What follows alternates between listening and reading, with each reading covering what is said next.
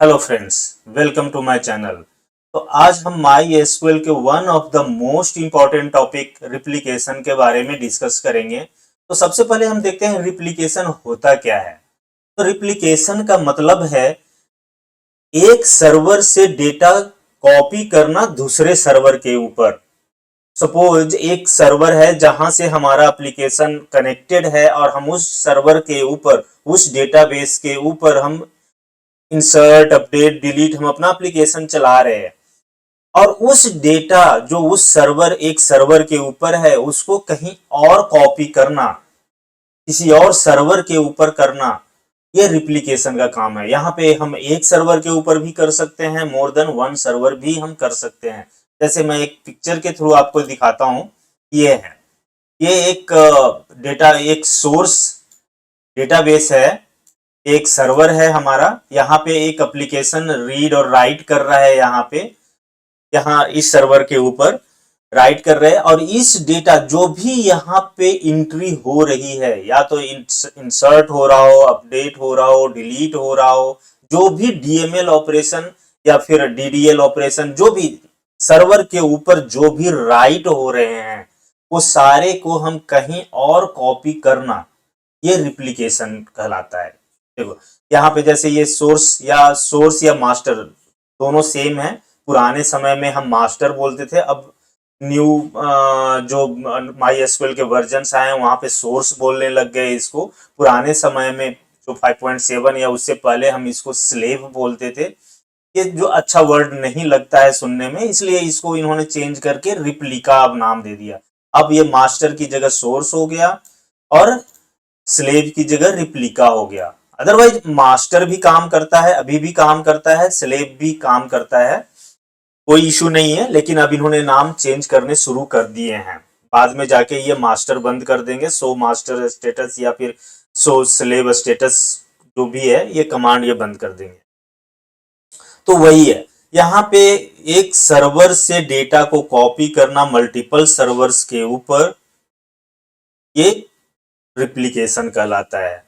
तो जहां पे हम डेटा राइट कर रहे हैं, जिस सर्वर के ऊपर एप्लीकेशन डेटा राइट कर रहा है, उसको मास्टर बोलते हैं या सोर्स बोलते हैं। और जहां कॉपी हो रहा है, वंस एक सर्वर के ऊपर या एक से ज्यादा सर्वर, मल्टीपल 10 20 कितने भी सर्वर हम ले सकते हैं, या सिंगल सर्वर भी हो सकता है, उसको स्लेव बोलते हैं या रिप्लिका भी बोलते हैं। ये सिंपल आप देख सकते हैं, ये मैंने पिक्चर से कुछ समझाने की कोशिश करी है। तो ये हो गया। अब जानते हैं कि रिप्लिकेशन के फायदे क्या हैं। सबसे पहला चीज आता है कि रिप्लिकेशन के फायदे क्या हैं। तो एडवांटेज में हम जैसे हम देख सकते हैं कि यहाँ पे मैंने कुछ पॉइंट्स नोट डाउन करे हैं कि scale out solutions and data security, analytics and long distance distribution, ये सब एडवांटेजेस हैं रिप्लिकेशन के। तो स्केल आउट सॉल्यूशन का मतलब क्या है? स्केल आउट सॉल्यूशन का मतलब है कि हम जो भी एक्टिविटी मास्टर के ऊपर कर रहे हैं, जैसे मैंने इसके लिए भी एक पिक्चर बनाया है। ये हमारा सोर्स डेटाबेस है, यहाँ पे एप्लीकेशन रीड एंड राइट कर रहा है। तो इस डेटा को हम कॉपी कर रहे हैं डिफरेंट वन, एक, या यहाँ पे रिप्लिका एक भी हो सकता है, मल्टीपल, यहाँ पे हमने मल्टीपल बनाए हैं। और हर एक रिप्लिका का एक स्पेसिफिक टास्क है। जैसे एक रिप्लिका हमने DB1 बनाया है, रिप्लिका सर्वर बनाया है, इस पे हम, इस सर्वर का से हम सिर्फ बैकअप लेते हैं। दूसरा रिप्लिका बनाया है, यहां से रिपोर्ट्स जनरेट करते हैं। तीसरा रिप्लिका बनाया है, इससे एनालिटिक्स, इस पे जितने भी तरह के एनालिटिक्स है वो करते हैं। चौथा ये है रिप्लिका, जिससे कि हम, मान लो किसी थर्ड पार्टी को मुझे डेटा देना है, तो हम उसके लिए एक रिप्लिका बना रखे कि यहां से जो थर्ड पार्टी को जाएगा। इससे फायदे क्या हैं? इससे फायदे हैं, स्केल आउट सॉल्यूशंस के फायदे हैं कि जो हमारा सोर्स डेटाबेस है, सोर्स सर्वर है, इससे सिर्फ एप्लीकेशन चलेगा। यहाँ पे और कोई लोड हम नहीं डालेंगे। इससे लोड नहीं डालेंगे, दिस मीन्स कि इस पे और कोई एक्टिविटी नहीं करेंगे, जिससे परफॉर्मेंस हमारा फास्ट होगा। इस सर्वर पे अगर हम और एक्स्ट्रा कोई काम नहीं करें तो, और दूसरे जो भी वर्क हमको करने हैं उसके लिए अलग अलग सर्वर्स बना दिया, सो दैट कि उन सब बैकअप हमारा फास्ट होगा। अगर हमने अलग सर्वर से करे तो रिपोर्टिंग हमारा फास्ट होगा। अगर हमने सारा काम यहीं से शुरू कर दिया, अगर सोर्स डेटाबेस से हमने सारा काम स्टार्ट कर लिया, तो क्या होगा, सोर्स डेटाबेस से हमने सारा काम अपना स्टार्ट कर लिया तो क्या होगा, ये सर्वर पे काफी लोड आ जाएगा और आपके परफॉर्मेंस डाउन हो सकते हैं, सर्वर क्रैश हो सकता है। इसलिए हम इसको रिप्लिकेट करते हैं अलग अलग सर्वर के ऊपर, और सारे रिप्लिका पे एक एक अलग अलग एक्टिविटी हमें साइन कर देते हैं। This is called the scale out solution. Second one है हमारा डेटा सिक्योरिटी। डेटा सिक्योरिटी कैसे होती है, मान लो कि हमने जो भी थर्ड पार्टी है उसको हमने यहां पे प्रिविलेज दिया है एक्सेस करने का, तो वो सिर्फ यहां पर रीड कर सकता है, यार आपने कैसा परमिशंस दिया है वो उसको रिक्वायर्ड है, उसके हिसाब से आपने जो भी दिया है यहाँ पे, वो ये हमारे मास्टर को नहीं छेड़ेगा या सोर्स डेटाबेस को नहीं छेड़ेगा। इससे क्या हो गई कि हमारा जो सोर्स डेटा है वो सेफ हो गया हमेशा के लिए। वो वो यहाँ पे सिक्योरिटी हमारी बढ़ गई। यहाँ पे हमारा जो बैकअप है, अगर ये किसी पर्सन को सिर्फ हमने यहाँ पे परमिशंस डाले हैं तो उससे क्या हो जाएगा, ये हमारा मास्टर सेव हो गया, बाकी ये सारे रिप्लिका भी हमारे सेफ हो गए। वो जो भी है रीड राइट यहां पे कर रहा है, तो ये हमारा एक सिक्योरिटी हो गया। एनालिटिक्स में भी फायदे हैं। यहाँ तो मैंने आपको बताया कि एनालिसिस हम के लिए अलग सर्वर दे रखा है, कि जो भी है एनालिसिस वगैरह, जो भी एनालिसिस करने हैं, रिपोर्टिंग करने हैं, उसके लिए अलग सर्वर हमने दे दिया, सो दैट कि उस पे जो भी है वो अपना मैनिपुलेशन ईटीएल चला के जो भी डेटा वो एक्सट्रैक्ट करना चाहते हैं वहां से कर सकते हैं, वो समराइज डेटा निकाल सकते हैं। तो एनालिटिक्स भी कर सकते हैं। एंड लास्ट है लॉन्ग डिस्टेंस डिस्ट्रीब्यूशन। सपोज आपका जो हमारा डेटा सेंटर है वो लोकेशन ए पे है, न्यू दिल्ली में है, और हमने इस डेटा को एक्सेस करना है मुंबई में एक्सेस करना है, तो हम क्या करेंगे, इसका रिप्लिकेशन यहाँ पे हम एक सर्वर के ऊपर कर देंगे जो कि मुंबई में होगा। तो ये इससे क्या है, हमें इसके लिए क्या चाहिए, नेटवर्क चाहिए। नेटवर्क अगर है तो हम इसका रिप्लिकेशन मुंबई में भी कर सकते हैं। ऐसा मैंने पहले भी इस तरह का काम किया हुआ है। आप इजिली कर सकते हो कि अगर आपका डीआर जैसे बनाते हैं तो डीआर में सॉल्यूशंस में आप इस तरह का कर सकते हैं कि ये सर्वर आपका एक लोकेशन पे है और दूसरा सर्वर जो आपका डीआर है वो कहीं और है, दोनों के बीच में रिप्लिकेशन एस्टेब्लिश कर सकते हैं। तो वो डेटा जो मुंबई में है वो वहां के लिए लोकल हो गया या वहां पे स्टोर होता जा रहा है एज ए डीआर की तरह। तो ये हम एडवांटेजेस देख लिए। अब इसके कुछ नुकसान भी हैं। अगर अगर किसी चीज के बहुत ज्यादा फायदे हैं तो कुछ नुकसान भी है। जैसे इसके ज्यादा नुकसान, इसके माई एसक्यूएल रिप्लिकेशन के सिर्फ फायदे ही फायदे हैं। मोस्ट ऑफ द टाइम हमें सिर्फ फायदे ही दिखते हैं, नुकसान काफी कम है। लेकिन हाँ, कुछ नुकसान तो है इसके, जो मैं अभी बताता हूं। सपोज यहाँ पे ये मास्टर है हमारा, ये मास्टर है या सोर्स डेटाबेस है, ये चल रहा है, ये आपकी यहाँ पे एंट्री हो रही है, और यहाँ पे इन रिप्लिकाज का जो भी रिप्लिका है या स्लेव सर्वर्स हैं इसके नेटवर्क चले जाएं, या फिर डेटा सेंटर जहां की एंट्री हो रही है उससे बाहर का नेटवर्क चला जाए, तो क्या होगा, जो भी डेटा है यहाँ पे रह गया और जो स्लेव हैं रिप्लिका है वहां पे डेटा का लैग हो जाएगा बिटवीन। हाँ, वो जब भी नेटवर्क वापस आएगा ये सिंक्रोनाइज हो जाएंगे, वहां पे डेटा चला जाएगा। लेकिन फिलहाल जितनी देर रिप्लिकेशन मतलब नेटवर्क डाउन है उतनी देर यहाँ पे डेटा ओल्ड डेटा दिखता रहेगा, रिप्लिकेशन में लैग आते रहेंगे कि आपका डेटा यहाँ पुराना डेटा है। अगर सपोज ऐसा होता है नेटवर्क समटाइम्स जाता है तो पूरे दिन के लिए चला जाता है, तो उस केस में आपका जो है एक दिन पुराना यहाँ डेटा दिखेगा और यहाँ पे आपका फ्रेश एंट्री होती रहेगी। ये एक और इसके डिसएडवांटेज हैं। और दूसरा जो है मेजर, वो है कि अगर ये सर्वर फेल हो गया, ये सर्वर क्रैश हो गया, एंड उस समय में जिस समय क्रैश हुआ उस समय नेटवर्क डाउन है या नेटवर्क में थोड़ी स्लोनेस है, तो क्या होगा, आपका वो डेटा चले जाएगा।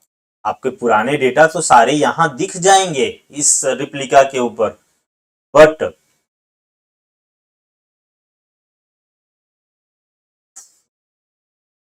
यहाँ पे आपके पुराने रिकॉर्ड्स तो दिखेंगे रिप्लिका के अंदर, बट यहाँ पे आपका डेटा चला जाएगा, तो सम ऑफ द डेटा आपके मिस हो जाएंगे। और ये अगर नेटवर्क है, नेटवर्क के थ्रू ये डेटा जा रहा है रिप्लिका के ऊपर, यहां से डेटा ऐसे मूव कर रहा है, और बीच में हमने अगर कोई इंक्रिप्शन नहीं लगा रखे हैं, कोई डेटा की सिक्योरिटी नहीं लगा रखी है, तो ये डेटा में छेड़छाड़ होने की भी संभावना है। ये दो तीन इसके नुकसान हैं। पहला क्या है, अगर रिप्लिकेशन हमारा नेटवर्क डाउन है रिप्लिका का, तो आपके डेटा पुराने दिखेंगे। अगर आपके वन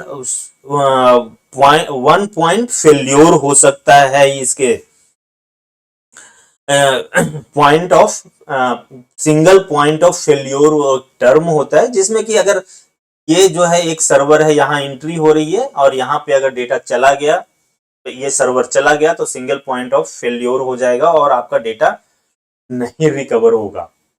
और थर्ड हो गया कि अगर आपने इंक्रिप्शन नहीं लगा रखी है, रिकॉर्ड की सिक्योरिटी, आपने डेटा की सिक्योरिटी नहीं लगा रखी है, तब भी वो चले जाएंगे। ठीक है। अब इसी तरीके से हम आते हैं कि हमारे जो रिप्लिकेशन है उसके टाइप्स कितने होते हैं, कितने टाइप के रिप्लिकेशन होते हैं। तो यहाँ पे आप देख सकते हैं रिप्लिकेशन जो है, एक एसिंक्रोनस रिप्लिकेशन है, दूसरा सेमी सिंक्रोनस है एंड एक सिंक्रोनस है। बाय डिफॉल्ट आपका जो रिप्लिकेशन होता है वो एसिंक्रोनस होता है। मींस यहाँ पे मैंने आपको बताया कि नेटवर्क ये अगर आपका डाउन हो गया, जैसे मैं इसको कंट्रोल जेड कर देता हूं यहाँ पे, सेकेंड,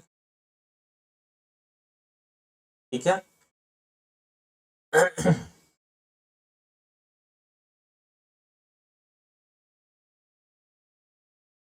हाँ, यहाँ पे अगर यहाँ पे जो है मैंने आपको जैसे बताया था,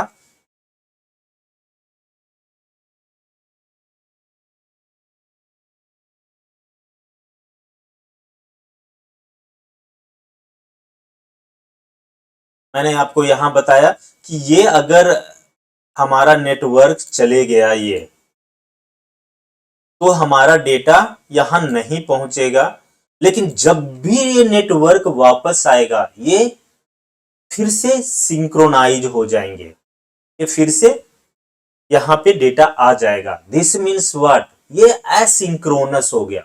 एसिंक्रोनस का मतलब है ये रेगुलर इससे कनेक्टेड नहीं है, जब हो हमेशा कनेक्शन में नहीं है, ये जब भी नेटवर्क आएगा कनेक्ट करेगा, नेटवर्क नहीं है ये वेट करता रहेगा, ये लेकिन बार बार हिट करता रहता है यहाँ से यहाँ पे कनेक्शन के लिए। जैसे ही कनेक्शन मिलेगा ये वापस दोनों सिंक में आ जाएंगे। तो बाय डिफॉल्ट जो है हमारा जो रिप्लिकेशन है वो एसिंक्रोनस होता है। सेकेंड टाइम है सेमी सिंक्रोनस। सेमी सिंक्रोनस का मतलब, जैसे यहाँ, हाँ एसिंक्रोनस, यहाँ पे मैंने आपको बताया कि ये एसिंक्रोनस होता है डिफॉल्ट में। हाँ, तो इसमें काम कैसे करते हैं ये मैं आपको थोड़ा सा इसका आर्किटेक्चर समझा देता हूं कि ये एसिंक्रोनस जो रिप्लिकेशन है इसके आर्किटेक्चर कैसे काम करते हैं। जैसे ये सोर्स सर्वर है, सोर्स सर्वर के ऊपर एप्लीकेशन जो एप्लीकेशन है रीड राइट यहाँ पे कर रहा है। जैसे ही कोई डेटा इंसर्ट अपडेट डिलीट यहाँ पे इस सर्वर के ऊपर होता है, यहाँ पे ये एक बाइनरी लॉग के अंदर वो रिकॉर्ड्स को लिख देता है। उस स्टेटमेंट को ये बाइनरी लॉग के अंदर ये लिख देता है। जैसे मैंने आपको पहले भी बाइनरी इससे जो लास्ट हमने जो वीडियो बाइनरी लॉग्स के ऊपर लास्ट एंड उससे पहले सेकंड लास्ट मैंने 1 घंटे का वीडियो अपलोड करे हैं जो सिर्फ बाइनरी लॉग्स के ऊपर है। तो और ये बाइनरी लॉग का MySQL में बहुत ज्यादा यूज है। आप बाइनरी लॉग्स जरूर समझें, अच्छी तरीके से समझें। मैं यहाँ फिर से रिपीट करूंगा सेम चीजें, क्योंकि रिप्लिकेशन में जो सबसे ज्यादा यूज आता है वो बाइनरी लॉग्स का ही यूज आता है। तो क्या है यहाँ पे कि जैसे ही एप्लीकेशन सर्वर, एप्लीकेशन जो है सोर्स सर्वर के ऊपर रीड राइट करता है कुछ भी चीज, जैसे ही राइट किया और कमिट करे, वो सारे जो स्टेटमेंट हैं वो सारे बाइनरी लॉग्स में सीरियली मीन्स 1 बाय 1 जो पहले स्टेटमेंट वहां कमिट होगा वो पहले लिखेंगे बाइनरी लॉग्स के अंदर, उस तरह से वो लिखता चला जाता है बाइनरी लॉग्स के अंदर। ठीक है, अब क्या है कि जो स्लेव सर्वर है, जैसे ही हमने रिप्लिकेशन एस्टैब्लिश करे हैं, तो स्लेव सर्वर क्या है, स्लेव सर्वर के अंदर 2 तरह के थ्रेड होते हैं जो कि हमारा रिप्लिकेशन को चल रहा है या नहीं चल रहा है उसको बताने के लिए होता है। एक है IO थ्रेड और एक SQL थ्रेड। मीन्स अगर आपका इन दोनों में से कोई भी थ्रेड नो है, दिस मीन्स कि आपके रिप्लिकेशन वर्क नहीं कर रहे। दोनों को यस होने चाहिए। ये 2 मोस्ट इंपॉर्टेंट थ्रेड हैं रिप्लिकेशन के, जो कि रिप्लिकेशन चल रहा है, हमारा प्रॉपर काम कर रहा है या नहीं, वो उसको बताता है। तो जो रिप्लिका सर्वर है, रिप्लिका सर्वर के IO thread continuous source server के ऊपर हिट मारता रहता है, वो कि मुझे नया अपडेट दे दो, नया अपडेट दे दो। रिप्लिका सर्वर कंटिन्यूअस रिक्वेस्ट भेजता रहता है सोर्स सर्वर के ऊपर कि हमें नया अपडेट दे दो। और जैसे ही सोर्स सर्वर के ऊपर स्टेटमेंट कमिट होते हैं, वो बाइनरी लॉग के अंदर लिख जाता है। और बाइनरी लॉग का डंप थ्रेड जो है क्या करता है, IO थ्रेड को, जो IO थ्रेड बार बार सोर्स सर्वर से न्यू अपडेट मांग रहा था उसको सप्लाई कर देता है। यहाँ पे डंप थ्रेड क्या करेगा, IO थ्रेड को वो स्टेटमेंट भेज देगा और ये स्टेटमेंट जाकर रिले लॉग, जो रिप्लिका के अंदर रिले लॉग है, यहां जाके लिख जाएंगे वो सारे के सेम ऑर्डर में, जैसे बाइनरी लॉग्स के अंदर लिखे हैं सेम ऑर्डर में, with the same binary logs के अंदर जो बाइनरी लॉग्स के नाम है, बाइनरी लॉग्स का पोजीशन है, जिस पोजीशन पे वो स्टेटमेंट था, वो सारे के सारे इंफॉर्मेशन रिले लॉग के अंदर लिख जाते हैं। रिले लॉग भी एक तरह का बाइनरी लॉग ही है, बस उसका नाम अलग है, क्योंकि वो बाइनरी लॉग नहीं कह सकते उसको, क्योंकि बाइनरी लॉग अगर हम रिप्लिका पे भी बना दें तो वो बाइनरी लॉग लाइक अलग बनेगा। इसको ये क्या है कि जो बाइनरी लॉग हमारा सोर्स पे जो भी स्टेटमेंट लिखा है उसको डंप कर लेता है अपने अंदर रिले लॉग के अंदर, एंड ये सारे के सारे स्टेटमेंट जो रिले लॉग के अंदर लिखे हैं SQL थ्रेड क्या करेगा, यहां से उठाएगा और यहां पे एग्जीक्यूट करता चला जाएगा। यह है MySQL के रिप्लिकेशन का सिंपल आर्किटेक्चर मैंने आपको बताया। एक बार फिर से रिपीट करता हूं, इसको अच्छी तरह से समझना है। एप्लीकेशन नहीं, मैं इधर से शुरू करता हूं। ये रिप्लिका हमने यहाँ पे हमने रिप्लिकेशन एस्टैब्लिश करे हैं। तो रिप्लिका सर्वर के अंदर 2 तरह के थ्रेड होते हैं, एक तो होता है IO थ्रेड और SQL थ्रेड। IO थ्रेड का मतलब है input output thread, input output thread ये क्या करता है, रिप्लिका का इनपुट आउटपुट थ्रेड वो बार बार सोर्स के ऊपर हीट करता रहता है और मांगता रहता है कि मुझे न्यू अपडेट दो, नया अपडेट दो। तो जैसे ही सोर्स के ऊपर कोई नया अपडेट आता है वो सारे के सारे बाइनरी लॉग्स के अंदर लिख जाते हैं, और बाइनरी लॉग का डंप थ्रेड क्या करता है, उस आईओ थ्रेड को वो सारे स्टेटमेंट प्रोवाइड कर देता है, और आईओ थ्रेड उन सारे स्टेटमेंट को ले जाकर रिप्लिका के रिले लॉग फाइल के अंदर लिख देता है उसको, वो सारे उसी ऑर्डर में लिख देते हैं। और उसके बाद एसक्यूएल थ्रेड, जो रिप्लिका का एसक्यूएल थ्रेड है, वो सारा रिले लॉग से उठाकर उसको एग्जीक्यूट कर देता है रिप्लिका के अंदर, सो दैट कि अब ये दोनों सेम सिंक में आ जाएं। यह है एसिंक्रोनस रिप्लिकेशन। इसमें समटाइम एसिंक्रोनस का मतलब है हमेशा कनेक्शन में नहीं रहेगा, कभी नेटवर्क चले गया तो वो वेट करता रहेगा पहले नेटवर्क आने का, जैसे ही नेटवर्क आएगा फिर से आईओ थ्रेड जाएगा, वहां पे जितने भी स्टेटमेंट पड़े होंगे सारा उठा के रिले लॉग में लिखेगा और फिर से एग्जीक्यूट कर देगा वो सारा का। अच्छा, उसी तरीके से मैं बात करूं सेमी सिंक्रोनस की। अब जो हमारा सेकेंड वन है ये है सेमी सिंक्रोनस रिप्लिकेशन। ये कोई अलग तरह का रिप्लिकेशन नहीं है, ये जो हमारा एसिंक्रोनस रिप्लिकेशन है उसी में एक प्लगइन हम चलाते हैं, एक प्लगइन के थ्रू हम सेमी सिंक्रोनस इसको बना देते हैं। उसके लिए क्या करते हैं हम, इसमें इसका आर्किटेक्चर कैसे है, सेम आर्किटेक्चर है, कुछ भी इसमें एक्स्ट्रा नहीं है, सिर्फ एक ही स्टेप है इसमें जो एक्स्ट्रा है, वो मैं बताता हूं। जैसे ये रिप्लिका है, रिप्लिका से सेम आईओ थ्रेड बार बार सोर्स सर्वर से वो अपडेट मांगता रहेगा, और जैसे ही इसके पास आएगा कोई अपडेट बाइनरी लॉग्स में लिखेंगे, वो डंप थ्रेड आईओ थ्रेड को भेज देगा और आईओ थ्रेड उन सबको ले जाके रिले लॉग में लिख देगा। इतना काम सेम एसिंक्रोनस की तरह है, बट यहां पे एक चेंज है कि सोर्स सर्वर नेक्स्ट एग्जीक्यूशन तब तक नहीं करेगा।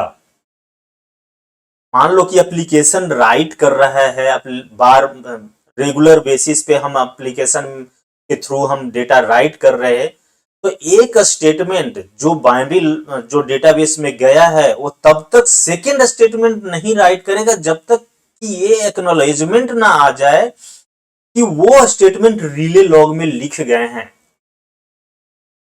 जैसे हमने यहाँ पे एक इंसर्ट इनटू डाला, वो डेटा आया बाइनरी लॉग में, बाइनरी लॉग से वो डेटा चला गया रिले लॉग के अंदर।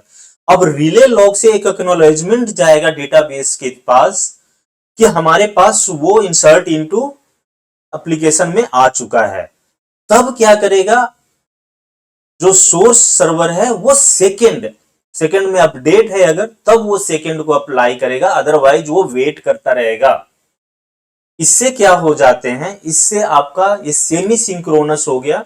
इससे फायदे क्या हैं कि आपके जो दोनों सर्वर मास्टर और स्लेव के बीच में लैग नहीं होंगे, ठीक है, ये दोनों सिंक्रोनाइज्ड होंगे हमेशा। लेकिन इसके एक नुकसान भी है। सपोज आपने यहां पे ये इसका नेटवर्क चला गया, अब क्या, अब तो क्या होगा कि ये इसको एक्नॉलेज, नेटवर्क चला गया तो यहां पे राइट किया पहला इंसर्ट इनटू, ये यहां पहुंचा ही नहीं, अब वो वेट करता रहेगा, अब सेकेंड स्टेटमेंट डालेगा ही नहीं। तो इसके एक नुकसान है। तो इससे बचने के लिए भी हमने एक पैरामीटर सेट करते हैं जिसमें कि हम ये बताते हैं कि अगर 10 सेकेंड के अंदर अंदर या 15 सेकेंड 20 सेकेंड, वो आप डिफाइन कर सकते हैं कि 5 सेकेंड के अंदर अंदर अगर रिले लॉग से कोई एक्नॉलेजमेंट नहीं आया तो हम एज एसिंक्रोनस रिप्लिकेशन काम करेंगे। ये ऑटोमेटिकली जो है एसिंक्रोनस एसिंक्रोनस काम करने लग जाएगा। ठीक है, तो सेमी सिंक्रोनस, और ये कोई अलग तरह का रिप्लिकेशन नहीं है, ये सिर्फ एक प्लगइन होता है जिसको इंस्टॉल करने पड़ते हैं, और प्लगइन जैसे ही आप इंस्टॉल करेंगे ये आपका सेमी सिंक्रोनस रिप्लिकेशन रेडी हो जाएगा। और ये एक बार फिर से मैं बता देता हूं, यहाँ पे रिप्लिका जो है आईओ थ्रेड के थ्रू यहाँ से अपडेट मांगेगा, अपडेट यहाँ से मिलेगा उसको, डंप थ्रेड से ये जाके रिले लॉग के अंदर लिख जाएगा, और रिले लॉग एक एक्नॉलेजमेंट देगा सोर्स डेटाबेस को कि हाँ हमारे पास ये स्टेटमेंट आ गया, सो दैट कि आप आगे प्रोसीड कर सकते हो। जैसे ही यहाँ आएगा ये सोर्स सर्वर नया स्टेटमेंट एग्जीक्यूट करेगा। और अगर बीच में नेटवर्क चले गए हैं दोनों के बीच में, तो एसिंक्रोनस जितनी देर का आपने टाइम सेट किया है उसके बाद as a semi synchronous replication asynchronous की तरह काम करे। आई थिंक कि आप समझ गए होंगे। सेमी एसिंक्रोनस भी बड़े अच्छे से मैंने एक्सप्लेन किया, सेमी सिंक्रोनस भी एक्सप्लेन किया। अब आता है हमारा सिंक्रोनस रिप्लिकेशन। सिंक्रोनस रिप्लिकेशन ये एक नथिंग बट आपका क्लस्टर होता है, ग्रुप रिप्लिकेशन होता है ये। दिस मीन्स कि ये एक सोर्स सर्वर है, और सोर्स सर्वर के ऊपर आप रीड राइट जो भी स्टेटमेंट है आप सोर्स सर्वर के ऊपर कर रहे हैं। रिप्लिका के अंदर, रिप्लिका यहाँ पे सेम आर्किटेक्चर है, इस पे रिप्लिका क्या करेगा, आईओ थ्रेड भेजता है, हमें अपडेट दे दो, अपडेट यहाँ से जो भी अपडेट बाइनरी लॉग्स में है वो डंप थ्रेड क्या करता है, आईओ थ्रेड को देता है। अब यहाँ पे एक चेंज है जो सेमी सिंक्रोनस से अलग है। अब यहाँ पर जैसे सेमी सिंक्रोनस में क्या था कि जैसे ही रिले लॉग के अंदर हम लिखते थे, रिले लॉग एक एक्नॉलेजमेंट भेजता था कि हमारे पास वो स्टेटमेंट आ चुका है। अब यहाँ पे रिले लॉग से नहीं जाएगा, अब यहाँ पे आपका रिले लॉग से एसक्यूएल थ्रेड इसको चलाएगा, और जब ये डेटाबेस के अंदर कमिट हो जाएगा ये स्टेटमेंट, तब ये डेटाबेस इसको, ये सर्वर इसको एक्नॉलेजमेंट देगा कि हाँ अब हमारे पास वो आपके बराबर हम हो चुके हैं, अब आप आके काम कर सकते। और यहाँ पे एक और भी था कि अगर इस तरीके से यहाँ पे बहुत सारे सर्वर हैं,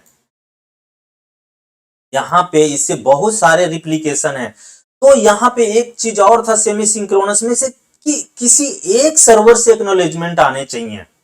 ये कोई जरूरी नहीं है कि ये भी कोई यहां से एक्नॉलेजमेंट देगा, ये भी एक एक्नॉलेजमेंट देगा। कोई एक सर्वर हमें एक्नॉलेजमेंट दे दे कि भैया हमारे पास आपके स्टेटमेंट आ चुके हैं, दूसरे के पास पहुंचे हैं या नहीं पहुंचे हैं नहीं पता, लेकिन एक सर्वर के पास आ चुका है और ये आगे प्रोसीड कर जाएगा। लेकिन सिंक्रोनस में क्या है, जितने भी सर्वर है वो सबको अलग अलग एक्नॉलेजमेंट देना पड़ेगा। जब तक ये नेक्स्ट प्रोसीड नहीं करेगा, जब तक कि सारे एक्नॉलेजमेंट नहीं दे देंगे कि हाँ जी हमारे पास, हम अगर 10 सर्वर रिप्लिकेशन में हैं तो 10 ने हमारा एग्जीक्यूट कर लिया है हमारे वो स्टेटमेंट को। तो यहाँ पे सेमी सिंक्रोनस में रिले लॉग देता था, लेकिन यहाँ पे रिले लॉग नहीं देगा। रिले लॉग से जब वो स्टेटमेंट डेटाबेस में कमिट हो जाएंगे तो वो डेटाबेस या वो सर्वर एक्नॉलेजमेंट देगा कि हाँ जी हमने अब कमिट कर लिया, आपके बराबर हो गए हैं। और ये जितने भी सर्वर हैं वो सारे देंगे एक्नॉलेजमेंट। तो ये फिजिबल नहीं होता है एक्चुअली, ये तो थोड़ा सा डिफिकल्ट सा है। तो ये जो है, ये जो सिंक्रोनस आप देख रहे हो, ये नथिंग बट इसको हम कह सकते हैं यहाँ पे, एक सेकेंड,